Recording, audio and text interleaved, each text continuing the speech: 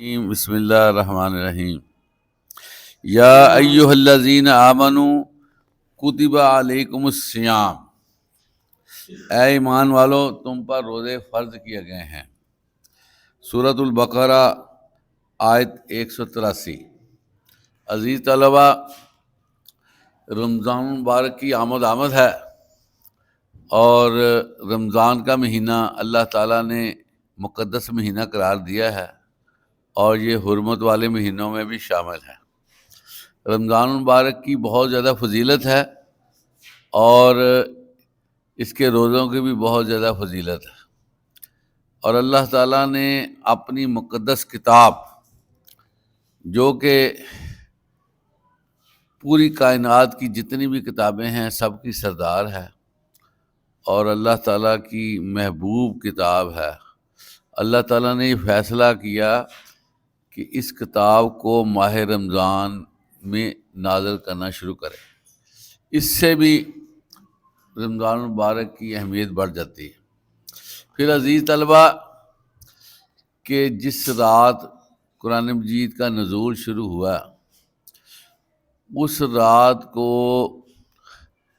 12 مہینے کی سب سے بہترین رات قرار دیا گیا ہے، جس کو شب قدر کہتے ہیں، اور یہ اعزاز بھی رمضان مبارک کو حاصل ہوا کہ وہ رات رمضان مبارک میں آتی ہے، جس میں ایک رات کی عبادت جو ہے وہ 83 سال سے زیادہ اس کا ثواب ہے۔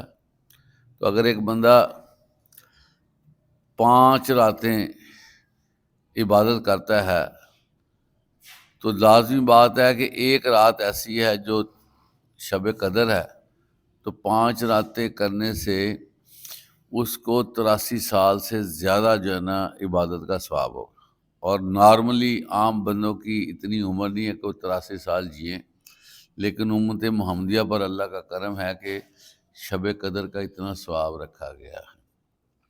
عزیز طلبہ، یہ جو روزے ہیں یہ صرف ہم پر ہی فرض نہیں ہیں، بلکہ جتنی امتیں گزری ہیں نا سب پہ روزے فرض ہیں، اور یہ بڑی اللہ نے خاص الخاص عبادت بنائی ہے، جو بڑی یونیک عبادت ہے۔ اور ایک تو یہ عبادت ہے، لیکن اس سے اور بڑے زیادہ فائدے ہیں، اور جو بندہ روزے رکھتا ہے اس کے اندر بہت زیادہ اوصاف، خوبیاں پیدا ہو جاتی ہیں، جو اس کو عملی زندگی میں بڑا فائدہ دیتی ہے۔ ہم تھوڑا سا اس کو دیکھتے ہیں۔ سب سے پہلے رمضان مبارک کے جو روزے ہیں، اللہ تعالیٰ فرماتے ہیں کہ تم پہ روزے فرض کیے گئے ہیں جس طرح پہلی امتوں پر فرض کیے گئے تھے، تاکہ تم پرہیزگار بن سکو۔ انسان کے اندر بے شمار مسائل ہیں، جس میں اس کے شر کا مسئلہ سب سے اہم ہے، کیونکہ انسان کی جو مینوفیکچرنگ ہے، اس کی کریشن ہے، یہ 2 چیزوں سے ہے۔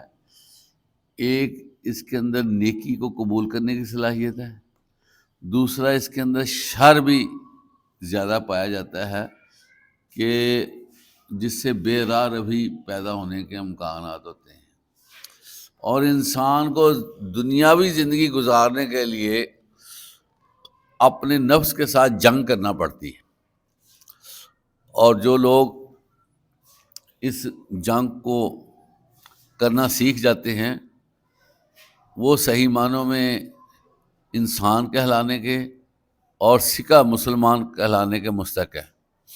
جو لوگ اپنے نفس کو کنٹرول نہیں کرتے وہ دنیا میں بھی رہتے ہوئے ناکام ہے، اور آخرت میں تو ان کی ناکامی بانی جانی ہے۔ اس لیے نفس کو کنٹرول کرنا سب سے اہم۔ اب عزیز طلبہ، نفس کو جو کنٹرول کرنے کا سب سے مؤثر ذریعہ ہے نا، وہ ہے روزے رکھنا۔ روزہ رکھنے سے ہی نفس کنٹرول ہوتا ہے، اور یہ جو پریکٹس ہے 1 ماہ کی، اس وجہ سے اس کے اثرات پورے سال تک کے لیے ہوتے ہیں، تاکہ انسان جو ہے اپنے نفس کے بارے میں کانشیس رہے اور غلط نہ پڑے۔ حدیث میں آتا ہے کہ ایک بندہ اچھے کام کرتا ہے لیکن کسی دفعہ وہ نفس کے دھوکے میں آ کر غلط کام کر بیٹھتا ہے، اس کی ساری زندگی کے اعمال جو ہے نا وہ غارت ہو جاتے ہیں۔ اس لیے نفس کے بارے میں ہر وقت چکنا رہنا بڑا ضروری ہے۔ یہ ہڈن ہے، بندے کو محسوس نہیں ہوتا، لیکن اس کا معاملہ خراب کر چکا ہوتا ہے۔ اسی طرح جو شیاطین ہیں وہ بھی انسان پہ جو ہے وہ عمل کرتے رہتے ہیں، انسان کے حوالے سے وہ بھی اپنے دو پہ رہتے ہیں۔ تو دونوں چیزیں انسان کو نقصان پہنچانے کے در پہ رہتی ہیں۔ تو روزہ جو ہے ڈھال ہے،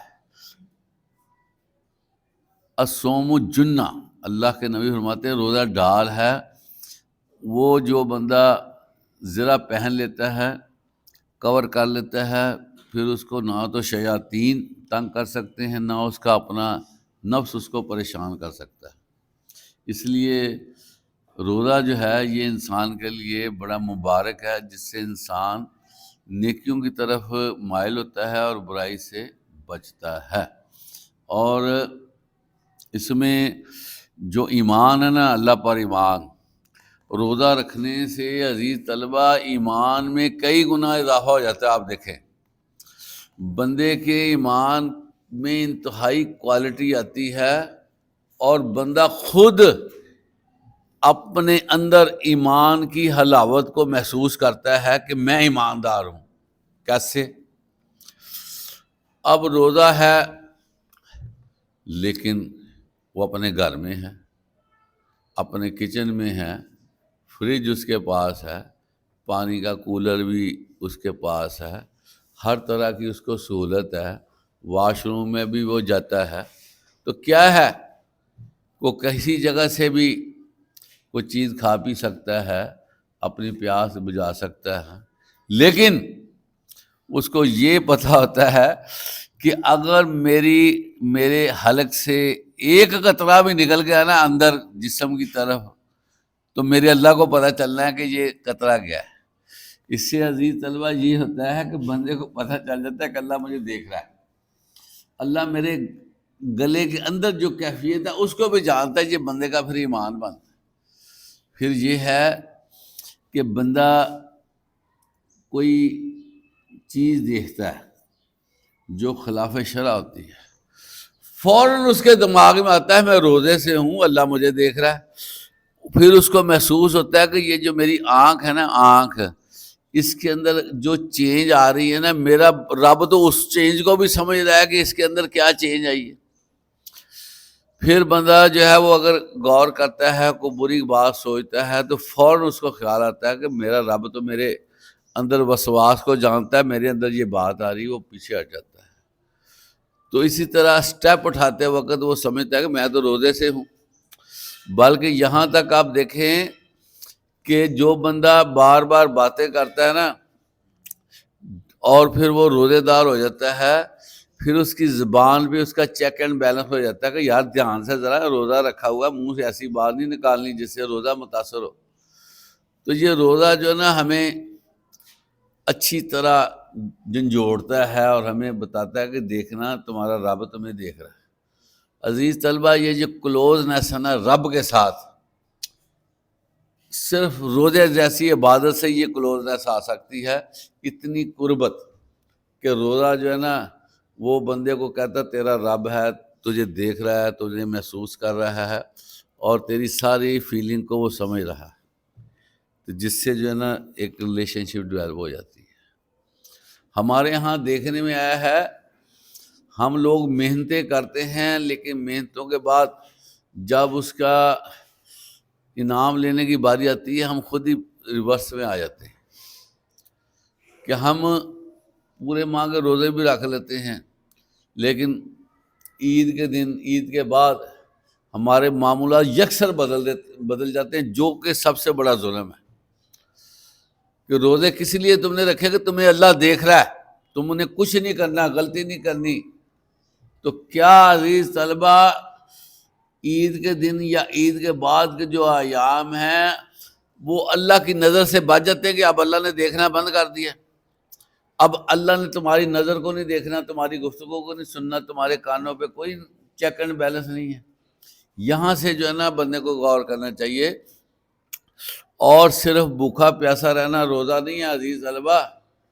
اللہ کے نبی واضح فرماتے ہیں کہ جو بندہ روزہ رکھ کے جھوٹ نہیں چھوڑتا، دھوکہ دہی نہیں چھوڑتا، اسی کے علاوہ لوگوں کو 2 نمبری لوگوں سے نہیں کرنا چھوڑتا، اور اپنے طور پر معمولات کو بالکل ڈسٹرب کیے بغیر روزہ رکھتا ہے، تو اس کے روزے کا اللہ کو کوئی فائدہ نہیں ہے، اور نہ اس کو فائدہ ہے وہ بھوکا رہے پیاسا رہے، اللہ کو اس کی کوئی ویلیو نہیں اس کے اللہ کے نزدیک.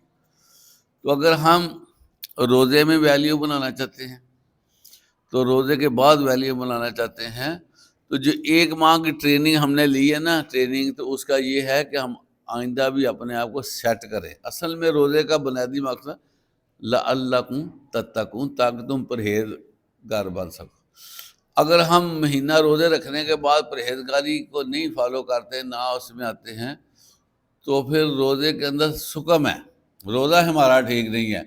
یہ عزیز طلبہ ایک ججمنٹ ہے روزے کو چیک کرنے کی کہ میرے روزے ٹھیک ہے یا نہیں. اگر آپ نے روزے رکھے ہیں اور بعد میں اصلاح آ گئی ہے تو آپ کے روزے ٹھیک ہیں، اگر نہیں آئی تو آپ روزے آپ کے منہ پہ مارے جائیں گے. ٹھیک ہو. اب عزیز طلبہ یہ دیکھیں، انسان ہونے کے ناطے بندشیں قبول کرنا اور کنٹرول پوزیشن میں آ جانا اللہ کو اتنا پسند ہے کہ فرشتے اللہ کے پاس حاضر ہوتے ہیں کہ یا باری تعالیٰ اس کا ایک روزہ مکمل ہو رہا ہے، اس نے ایک روزہ رکھ لیا اور اب اس کی افطاری ہے. یا باری تعالیٰ ہم افطاری کے وقت اس کا کتنا ثواب رکھیں، اس نے پرفارمنس دے دیا، روزہ اس کا مکمل ہو. اللہ فرماتے ہیں فرشتوں بات سنو، روزہ بھوک پیاس یہ کس لیے اس نے کی ہے؟ کیوں اپنے آپ کو سب چیز سے الگ کر کے اپنے آپ کو وقف رکھا؟ کس لیے؟ وہ کہیں گے یا باری تعالیٰ یہ تیرے لیے اس نے ایسا کیا، اپنے ساری ایکٹیویٹیز کو ختم کر دیا اور بھوکا پیاسا بھی رہا اور نمازوں میں باقاعدگی کرتا رہا، تلاوت قرآن اور دوسری چیزوں میں وہ رہا، مشغول رہا، تسبیحات کرتا رہا. تو اللہ کہے گا دیکھو اس کو کوئی دیکھنے والا نہیں تھا، وہ انڈیپینڈنٹ تھا، لیکن اس کو پتہ تھا کہ حلق سے اندر جانے والا قطرہ بھی میرا اللہ جانتا ہے. تو اس کا میرے ساتھ اتنا تعلق بنا، اس نے مجھے اتنا اوبے کیا کہ وہ ہر چیز کو جو سمجھ لگا کہ میرا رب کون ہے. تو تم اس طرح کرو کہ یہ جو اس کی ادا ہے نا روزہ رکھنے کی، مجھے اتنی پسند ہے کہ تم اس کا حساب ہی نہیں رکھ سکتے. جاؤ تم صرف یہ لکھ دو کہ اس نے روزہ رکھا ہے، ثواب لکھنا تمہارے بس میں نہیں ہے، میں اس کو خود ثواب دوں گا. اس سے آپ اندازہ کریں کہ روزے کا ثواب کس قدر ہے اور روزہ جو ہے اللہ کو کتنا پسند ہے. آپ صلی اللہ علیہ وسلم آپ دیکھیں صرف رمضان کے روزے نہیں رکھتے تھے، آپ ہر ماہ روزے رکھتے تھے اور روزے پہ روزہ رکھتے تھے. اگر گھر میں کچھ نہیں پکا، کچھ کھانے کو نہیں ہے، تو اللہ کے نبی کہتے تھے میں روزے سے ہوں. اور جو ہے وہ شعبان کو روزوں کی تعداد میں اضافہ ہو جاتا، عام مہینوں میں روزے رکھتے. اس کی وجہ یہ ہے کہ اگر ہم اللہ کی قربت لینا چاہتے ہیں نا، اللہ کے ساتھ کلوز ہمارے ریلیشن شپ بننے چاہیے، تو روزہ رکھنے سے یہ چیز ہمیں مل جاتی ہے. اس لیے ہمیں روزے کے بارے میں نا بڑا کانشیس رہنا چاہیے، اور یہ ایک تحفہ ہے جو اللہ کی طرف سے میسر آتا ہے.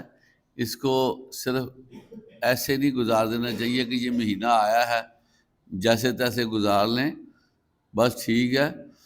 اس کا عزیز طلبہ استقبال کرنا بڑا ضروری ہے، اس کو ویلکم کرنا بڑا ضروری ہے، اس کے بارے میں خوشی محسوس کرنا بڑا ضروری ہے کہ یہ اللہ کا مقدس مہینہ آ رہا ہے، ہم نے اس کو نا انجوائے کرنا ہے. اور عزیز طلبہ یہ جو جسم ہے نا، جسم میڈیکلی دیکھیں مہینے میں ایک بار سال میں ایک بار یہ جسم چاہتا ہے کہ مجھے تھوڑا سا نا آرام دیا جائے، مجھے وقفہ دیا جائے، میرے اعضاء کو تھوڑا سا ریلیف دیا جائے۔ تو دنیا میں روزہ ہی ہے جو جسم کو ریلیف دے سکتا ہے، اس کے معدے کو سکون دے سکتا ہے، اس کے باقی نظام کو وہ تھوڑا سا کنٹرول کر کے چل سکتا ہے کہ ذرا ایک پورا دن جو ہے نا وہ اپنا بالکل جسم اپنے طور پر چلتا رہے۔ کیونکہ عزیز طلبہ، اگر کوئی بندہ آدھی چمچی بھی جو ہے نا وہ چینی کی کھاتا نا، آدھا چمچ، تو پورا جسم ورکنگ کرتا ہے۔ پتہ آپ کو، بندہ ایک لقمہ لے لے نا روٹی کا، پورے جسم کو ورکنگ کرنا پڑتی ہے، یہ آپ کو پتہ ہے۔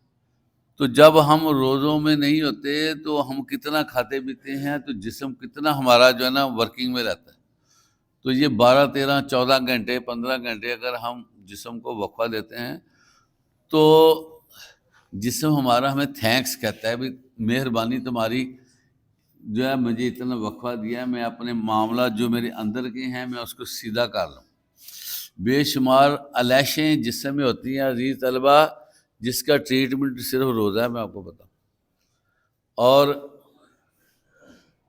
آپ دیکھیں فزیکل ایجوکیشن میں ایکسرسائزز کروائی جاتی ہیں، لیکن کوئی ایسی فزیکل ایکسرسائز نہیں ہے عزیز طلبہ جس میں ہڈیوں کی ایکسرسائز ہو سکے۔